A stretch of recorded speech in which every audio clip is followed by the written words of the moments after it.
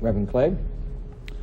Well, I think the basic reason or symptom or proof for the racism of the Christian church is the simple fact that white people have pretended for so long that Jesus was white, and that they've had the necessity to interpret Jesus as being white, when essentially white Christianity is racially, is historically false and theologically absurd, and practically, in terms of its effect on black people, it's a debasing institution that enslaves black people. I think we have to understand, though, that we're not making moral judgments here. Any institution that exists in any society exists to serve the interests of the people who set it up. And Christianity began as a black man's religion. It's an African religion.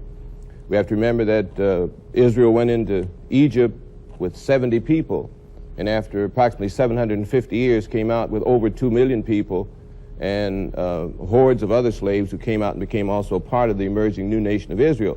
So Israel, the biblical Israel, was a black nation, an African nation that came out of Africa and kept constant ties with Africa. And so we have to remember then that Jesus was a black Messiah, not a white Messiah, and he comes out of the whole historical background of Africa, of African traditions, of African history, of African culture, the concept of communalism, the concept of a chosen people, the concept of kingdom of God on earth. All these things were out of African tradition, not out of the white man's tradition. And Jesus was essentially a revolutionary Messiah who was trying to lead a black people in a revolt, in a struggle and conflict with a white Gentile oppressor.